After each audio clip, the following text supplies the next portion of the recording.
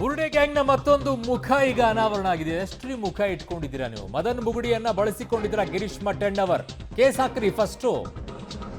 ಗಿರೀಶ್ ಮಟ್ಟಣ್ಣವರ್ ಸುಳ್ಳಿನ ಕಂತೆ ಬಯಲು ಮಾಡಿದ್ದು ಮದನ್ ಬುಗುಡಿ. ನಾನು ಮಾನವ ಹಕ್ಕುಗಳ ಅಧಿಕಾರಿ ಅಂತ ಹೇಳೇ ಇಲ್ಲ ಅಂತ ಹೇಳ್ತಾರೆ. ಅಲ್ಲಿ ತಲೆ ಆಡಿಸಿದ್ರಿ ಮತ್ತೆ. ಗಿರೀಶ್ ಮಟ್ಟಣ್ಣವರ್ ಹೇಳಿದ್ದೆಲ್ಲ ಸುಳ್ಳು. ಕೇಸ್ ಹಾಕಬೇಕು, ಮಸ್ಟ್ ಅಂಡ್ ಶುಡ್. ಈ ವಿಚಾರದಲ್ಲಿ ಪಾಪ ಗೊತ್ತಿಲ್ಲದೆ ಇರುವಂತ ಅಮಾಯಕರಿಗೆಲ್ಲ ನಂಬಿಸ್ತಿರಲ್ರಿ ನೀವು. ನಿಮ್ ಮಾತಾಡೋದೆಲ್ಲ ನಿಮ್ಮನ್ನೇನೋ ಅನ್ಕೊಂಡು ನಿಮ್ಮನ್ನು ಇಟ್ಕೊಂಡಿರ್ತಾರೆ ಅವರು. ನಾನು ಈಗ ಸಮಾಜಮುಖಿ ಕಾರ್ಯದಲ್ಲಿ ತೊಡಗಿಸಿಕೊಂಡಿದ್ದೇನೆ, ಅವತ್ತೇ ಯಾಕಪ್ಪ ತಲೆ ಅಲ್ಲಾಡಿಸಿದೆ ಅಲ್ಲಿ? ಅದಕ್ಕೂ ನನಗೂ ಸಂಬಂಧ ಇಲ್ಲ ಅಂತ ಅವತ್ತಿಲ್ಲ ಅಂತ ಹೇಳಬೇಕಾಗಿತ್ತು.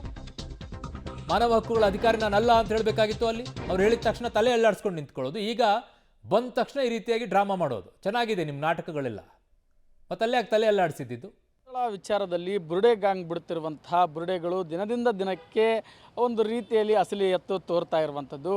ನಿನ್ನೆ ಮೊನ್ನೆಯೂ ಕೂಡ ಒಂದು ಸುದ್ದಿ ಹರಿದಾಡ್ತಿದೆ. ಹುಬ್ಬಳ್ಳಿಯ ರೌಡಿ ಶೀಟರನ್ನು ಅದರಲ್ಲೂ ಕೂಡ ಅಧಿಕಾರಿ ಅಂತ ಪರಿಚಯ ಮಾಡಿಸಿದ್ದು ಮಟ್ಟಣ್ಣವರು. ಆದರೆ ಇದಕ್ಕೆ ಆ ಒಂದು ರೌಡಿ ಶೀಟರ್ ಅಂತ ಕರೆಸ್ಕೊಳ್ಳುವಂಥ ಮದನ್ ಬುಗುಡಿ ಅವರು ಹೇಳೋದೇ ಬೇರೆ. ಅಲ್ಲಿ ಏನು ನಡೀತಾ ಹೊತ್ತು ಇವರು ನಾನು ಖಾಸಗಿಯ ಒಂದು ಆಯೋಗದ ಸದಸ್ಯ ಅಂತ ಹೇಳಿದ್ರು ಕೂಡ ಗಿರೀಶ್ ಮಟ್ಟಣ್ಣವರು ಅಧಿಕಾರಿ ಅಂತ ಪರಿಚಯ ಮಾಡಿಸ್ತಾರೆ. ಸೊ ಹಾಗಿದ್ದರೆ ಇದಕ್ಕೆ ಆ ಒಂದು ಮದನ್ ಬುಗುಡಿ ಏನು ಕ್ಲಾರಿಫಿಕೇಷನ್ ಕೊಡ್ತಾರೆ? ಅವ್ರು ನಮ್ಮ ಜೊತೆ ಇದ್ದಾರೆ, ಅವ್ರನ್ನ ಮಾತಾಡ್ಸ್ತೋಗೋಣ. ಮದನ್ ಬುಗುಡಿ ಅವರೇ, ಸದ್ಯ ನೀವು ರಾಜ್ಯದ ಈಗ ಹಾಟ್ ಟಾಪಿಕ್ ಏನಾಯ್ತು ಆ್ಯಕ್ಚುಲಿ ಅವತ್ತು ಮಟ್ಟಣ್ಣವ್ರು ಯಾಕೆ ನಿಮ್ಮ ಅಧಿಕಾರಿ ಅಂತ ಅಲ್ಲಿ ಪರಿಚಯ ಮಾಡಿಸ್ಕೊಟ್ರು? ಕೆಲವು ವರ್ಷಗಳಿಂದ ನಡೀತಾ ಇರುವಂಥ ಸೌಜನ್ಯ ಕೊಲೆ ಅತ್ಯಾಚಾರದ ಪ್ರಕರಣದ ವಿಷಯವಾಗಿ ನಮ್ಮ ಹೆಡ್ ಆಫೀಸಿಗೆ ಬೆಂಗಳೂರಿಗೆ ಒಂದು ಕರೆ ಬರುತ್ತೆ.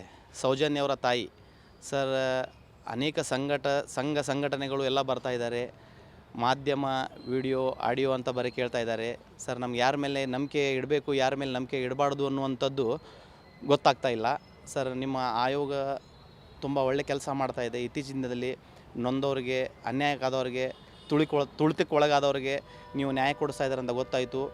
ಯೂಟ್ಯೂಬಲ್ಲಿ ಸರ್ ನಿಮ್ಮ ನಂಬರನ್ನು ತೊಗೊಂಡು ಫೋನ್ ಮಾಡಿದ್ದೀವಿ ಅಂತ ನಮ್ಮ ಹೌದು ಅವ್ರು ಹೇಳ್ತಾರೆ. ಯಾರಿಗೆ? ನಮ್ಮ ಫಸ್ಟ್ ಇವ್ರಿಗೆ, ನಮ್ಮ ಚೇರ್ಮನ್ ಅವ್ರಿಗೆ, ಚೇರ್ಪರ್ಸನ್ ಅವ್ರಿಗೆ ಹೇಳಿದಾಗ ನಾವೆಲ್ಲರೂ ಜೊತೆ ಸೇರಿ ಧರ್ಮಸ್ಥಳಕ್ಕೆ ಹೋಗಿ ಮೊದಲನೇದಾಗಿ ಸೌಜನ್ಯ ಅವರ ತಾಯಿಗೆ ಅವ್ರ ಮನೆಗೆ ಹೋಗಿ ಭೇಟಿ ಕೊಟ್ಟು ಅವ್ರ ತಾಯಿಯ ಜೊತೆ ಮಾತುಕತೆ ಎಲ್ಲ ಆಗುತ್ತೆ.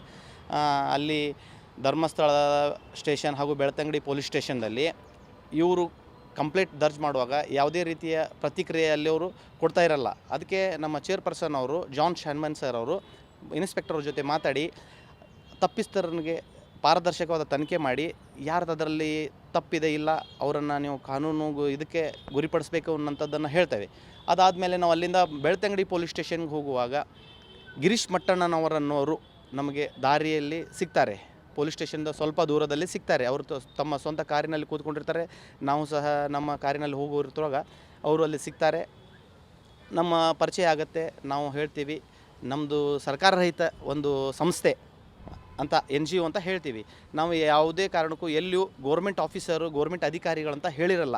ಸರ್ ನಮ್ಮ ಜೊತೆಗೆ ಬನ್ನಿ ಅಂತ ಹೇಳ್ತಾರೆ. ನಾವು ಆಯಿತು ಹೋಗೋಣ ಅಂತ ಹೇಳಿ ನಾವು ಪೊಲೀಸ್ ಸ್ಟೇಷನ್ ಒಳಗಡೆ ಹೋಗಿರ್ತೀವಿ. ಆ್ಯಕ್ಚುಲಿ ಇವರಲ್ಲಿ ಬೈಟ್ ಕೊಡ್ತಾ ಇರುವಾಗ ನಾವು ಪೊಲೀಸ್ ಸ್ಟೇಷನ್ ಒಳಗಡೆ ಅವರು ಇನ್ಸ್ಪೆಕ್ಟರ್ ಜೊತೆ ಮಾತುಕತೆಯಾಗಿ ಮಟ್ಟಣ್ಣನವ್ರ ಮೇಲೆ FIR ಆಗಿದೆಯಾ ಅಂತ ಕೇಳಿ ಅಲ್ಲಿ ಹೊರಗಡೆ ಬಂದು ಅವ್ರ ಜೊತೆ ನಿಂತ್ಕೊಂಡಿರ್ತೀವಿ. ಯಾವುದೇ ಕಾರಣಕ್ಕೂ ನಾನು ಯಾವುದೇ ಮಾಧ್ಯಮದ ಮುಂದೆ ಪ್ರತಿಕ್ರಿಯೆ ನೀಡಿಲ್ಲ. ನಾನು ಗೋರ್ಮೆಂಟ್ ಆಫೀಸರು, ನಾನು ಮಾನವ ಆಯೋಗದವನು ಅಂತ ಎಲ್ಲೂ ಹೇಳಲಿಲ್ಲ. ನಾವು ಸ್ಪಷ್ಟವಾಗಿ ಹೇಳಿದ್ರಿ ನಿಮ್ಮ ಪ್ರೈವೇಟ್ ಆರ್ಗನೈಸೇಷನ್ ಮಟ್ಟಣ್ಣವ್ರಿಗೆ ಹೇಳಿದ್ರಿ. ಹೌದು ನಾವು ಪ್ರೈವೇಟ್ ಅಂತಲೇ ಹೇಳಿದೆವು. ಸರ್ಕಾರ ರಹಿತ ಅಂತ NGO ಅಂತಂದರೆ ಅವ್ರಿಗೂ ತುಂಬ ಒಳ್ಳೆಯ ಇದೆ, ಅನುಭವ ಇದೆ ಅದು ಏನು ಅಂತ. ಅಷ್ಟಾಗಿಯೂ ಅವರು ಆ ಮಾತು ಯಾಕೆ ಹೇಳ್ತಾರೆ ನಮ್ಗೆ ಗೊತ್ತಿಲ್ಲ. ಇದು ನಿಮ್ಮ ಮೇಲೆ ಎರಡು ನೀವು ಮಾನವ ಹಕ್ಕಾಗಿ ಏನು ಸರ್ ಅದು ಮಾನವ ಹಕ್ಕಾಗಿ ಏನದು ಪ್ರೈವೇಟ್ ಆರ್ಗನೈಸೇಷನ್ ಏನದು? ಇದು ನ್ಯಾಯಕ್ಕೆ ಒಳಗಾದವ್ರಿಗೆ ಮತ್ತು ಮಾನವ ಹಕ್ಕುಗಳ ಬಗ್ಗೆ ತಿಳಿ ಹೇಳುವುದ್ರ ಬಗ್ಗೆ ಇದು ಒಂದು ಸಂಸ್ಥೆ ಆಗಿರುತ್ತೆ.